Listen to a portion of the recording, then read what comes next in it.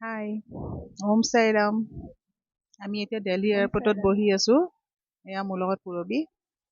আমিনো কেনেকৈ শিৰডি যাত্ৰা প্লেন কৰিলোঁ, তাৰে কাৰণে মই তাইৰ মুখতে শুনিব খুজিছোঁ। মাইকটো এতিয়া তাইক দিছোঁ। আমি এতিয়া এয়াৰপৰ্টত বহি আছোঁ। এয়া মানুহ। আমাৰ 1:30 বজাত ফ্লাইট আছে। এতিয়া 9:30 বাজিছে। তাইক দি আছোঁ। এতিয়া আপোনালোকক ক'ব আমি শিৰডি কেনেকৈ যাব ওলালোঁ। ওম সাইৰাম। মই পূৰবী দাস। মই গুৱাহাটীতে থাকোঁ, জ্যোতিকুছিত থাকোঁ। মই আৰু মীনাক্ষীয়ে কেনেকৈ প্লেনিংটো কৰিলোঁ শিৰডিত যোৱা, মানে মাতিব লাগিব ন বাবাই। আগতেওতো ভাবি আছিলোঁ যাম কিন্তু অহা হোৱা নাছিল। কিন্তু এইবাৰ মানে প্লেনিংটো ভালকৈ আমি 4 মাহ আগৰ পৰা কৰিছোঁ। আৰু তাৰ ওপৰত এটা কথা আছে, তাৰমানে মই ৰাস্তাৰ জীৱ জন্তুক ফিড কৰাওঁ, ৰেস্কিউ কৰোঁ। আমাৰ গ্ৰুপত আছে, গ্ৰুপেও হেল্প কৰে। তাৰমানে মই জানুৱাৰী মাহত জীৱ জন্তুৰ কাৰণে এযোৰ কাপোৰ উচৰ্গা কৰিছিলোঁ সাই বাবাক। আমাৰ লাল গণেশ মন্দিৰত দিছিলোঁ। আদাগুদামত এটা নতুন মন্দিৰ হৈছে সাই বাবা মন্দিৰ, তাতে উচৰ্গা কৰিছোঁ। মীনাক্ষীয়ে বনাই দিছে মোক কাপোৰযোৰ, বহুত ধুনীয়া কাপোৰ। আৰু কি হ'ল, মই তাৰে ওচৰে পাজৰে ফিট কৰাওঁ। মোৰ ফ্ৰেণ্ড এজনীয়ে কৰায়, তাই কৰায়, কেতিয়াবা মই কৰাওঁ, যাওঁ মাজে মাজে। তাতে কেইটামান ডগ দেখা নাই। নেদেখিতো মই মানে বুকুখন কঁপি গৈছে। মই আৰে ইহঁতে সদায় বহি থাকে, কিয় নাই? কিন্তু মই অলৰেডি বাবাকতো উচৰ্গা কৰিয়েই দিছোঁ। কিন্তু এইটো এপ্ৰিল মাহৰ কথা। তাৰপিছতে মই ভাবিলোঁ যাৰ য'ত থাকে আৰু ডগকেইটা, 2-3টামান নাই, বাকীকেইটা আছে। মই তাৰে মানুহজনক সুধিলোঁ, দাদা ইয়াৰ ডগকেইটা কি হ'ল? তাৰপিছত দাদাই ক'লে কি ইয়াৰ এখন গাড়ী আহি লৈ গৈছে। মই কৈছোঁ কি GMC বা JBF দিনতহে নিয়ে, ৰাতিটো কেতিয়াও নিনিয়ে। কিন্তু সেই গাড়ীখনে ৰাতি আহি লৈ গৈছে। তেতিয়া মোৰ ভয় লাগিল। মই ক'লে কি আজিকালিতো ডগ মিটৰ কাৰণে বহুত ডগ আমাৰ অসমৰ পৰা লৈ যোৱা হয়। মোৰ সেইটো ভয় সোমাওঁতে তাৰপিছত মই আহি মানে বাবাক ক'লোঁ, বাবা তোমাক ইহঁতৰ কাৰণে কাপোৰ এযোৰ উৎসৰ্গা কৰিছোঁ। এতিয়া যদি জীৱ জন্তুখিনি যদি তুমি মানে নোচোৱা কেনেকৈ হ'ব? তোমাকতো সিহঁতৰ কাৰণে মই প্ৰে কৰোঁ ন। তাৰপিছতে মীনাক্ষীয়ে মোক ফোন কৰিলে। ফোন কৰি ক'লে যে আমিতো যাম। ডেটটো ঠিক কৰা, কিন্তু যাম আৰু মানে আহিম যে খাটাং আৰু। কিন্তু মীনাক্ষীয়ে মোক ক'লে পিছদিনা, কৈছে আমি টিকেট কৰিম দে। মই কৈছে মই নাযাওঁ নেকি, মোৰ মন চন ভাল নহয়। তাই ক'লে কিয় নাযাওঁ? কৈছে জানানে মোৰ ইয়াৰে ওচৰৰ কুকুৰকেইটাক লৈ গ'ল নহয়, ডগ মিটৰ কাৰণে মানে চেল কৰিব, সেইটো কথা। তাৰপিছতে মই মানে বাবাক মই কৈছো মই তাইক মানে বেয়া লাগিছে। মই কৈছো তোৰ বাবাই কি কৰিলে চাচোন, মোৰ ডগ কেইটা যাৰ নামত কাপোৰো দিলো বাবাক, কিন্তু বাবাই চাচোন মানে কুকুৰ কেইটাই বচাব নোৱাৰিলে। মই এনেকে, তাই কিন্তু মোক আশ্বাস দিলে, কৈছে নাই নাই বাবাই কেতিয়াও বেয়া কাম নকৰে, বাবাই সদায় ভাল কাম কৰে। তাৰপিছতে মইতো ভাবিছো এইটোতো JBF-এও নিয়া নাই।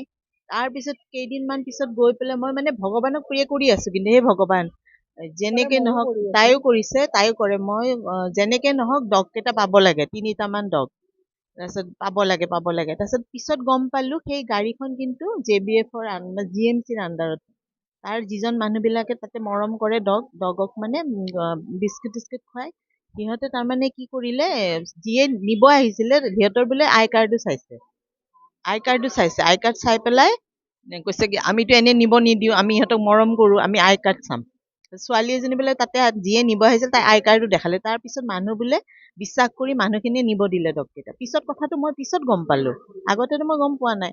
তাৰপিছতে মই আহি কিন্তু মীনাক্ষীক, মোৰ কি হৈছে কথাটো, মই মীনাক্ষীক কথাটো জনা নাই যে এনেকুৱা হৈছে যে মানে ডগকেইটা আহিল মানে থৈ গ'ল, ষ্টেৰিলাইজেশ্যনৰ কাৰণে লৈ গৈছিলে তো থৈ গ'ল। তাৰপিছত মই মীনাক্ষীক কথাটো কোৱা নাই যে মীনাক্ষী ডগকেইটা পালে। আমিতো আৰু কথা পাতিলে বহুত ধৰণৰ কথা পাতি থাকো। তাৰপিছত সেইটো কথা পাহৰি গলো। তাই যেতিয়া গম পাইছে যে তাই যেতিয়া গম পালে পোৱা বুলি, তাই মোক উল্টাকে খং কৰিছে, তই মোক কিয় কোৱা নাই? মই কৈছো নাই মই আৰু পাহৰিও গৈছো, আৰু মই ভাবো মানে কথাৰ মাজতে কৈয়ে দিলো নেকি, কিন্তু কথাটো কোৱা নাই মই।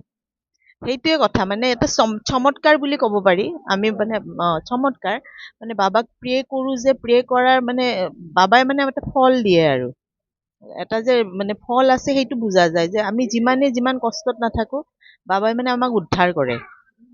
সেইকাৰণে আমি সকলোৱে এতিয়াতো বহুত বিশ্বাস ৰাখিব লাগে, ভক্তি ৰাখিব লাগে, ধৈৰ্য, বিশ্বাস, ভক্তি এইবিলাক গোটেইখিনি লাগে। আমি সদায়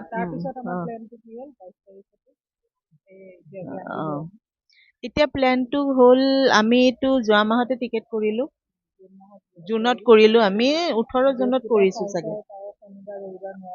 মই শনিবাৰ ৰবিবাৰ নোৱাৰো, কলেজ থাকে। তেনেকে আমি আল্টিমেটলি আমি এতিয়া মীনাক্ষী ল'ৰাৰ চামাৰ ভেকেশ্যন, সেইকাৰণে মানে এই জুলাই মাহটো আমি এৰি দিব নোৱাৰো। জুলাই মাহ মানে বাই কুৰুক আমি আহিবই লাগিব। অহা বছৰ মানে অহা নহ'ব এই বছৰ, কিন্তু আমাকতো বাবাই এই বছৰে মাতিছে, আমি এই বছৰে আহিব লাগিব। সেইটো কাৰণে ভগৱানক বহুত বহুত ধন্যবাদ, সাই বাবাক বহুত বহুত ধন্যবাদ। আমি এতিয়া সাই বাবা মন্দিৰ গৈ আছো, এতিয়া দিল্লী এয়াৰপৰ্টত বহি আছো।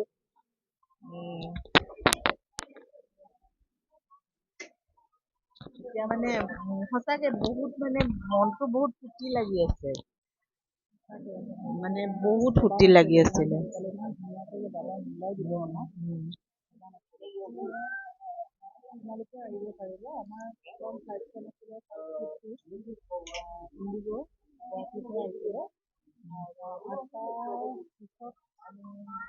টাৰ্মিনেল 3 পালো 8টা 20ত।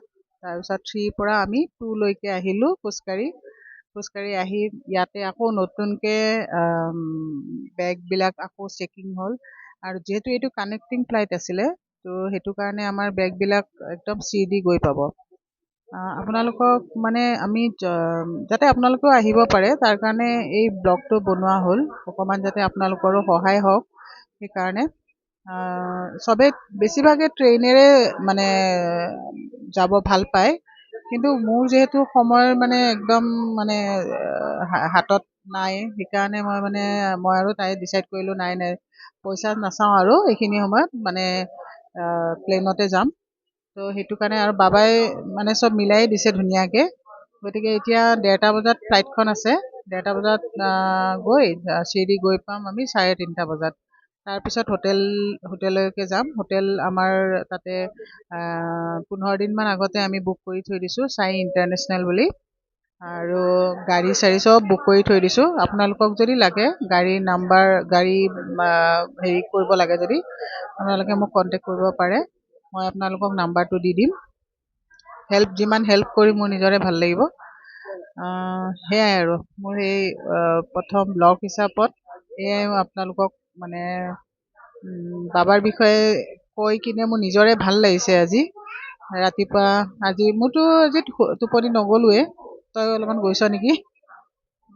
মই অলপ শুইছো, অলপ মানে কি আৰু 1 ঘণ্টামান শুইছো। আমি 3টাতে ওলাই আহিলো, 5:50 যিহেতু ফ্লাইটখন, 3টাত ওলাই আহিলো। খুব ভাল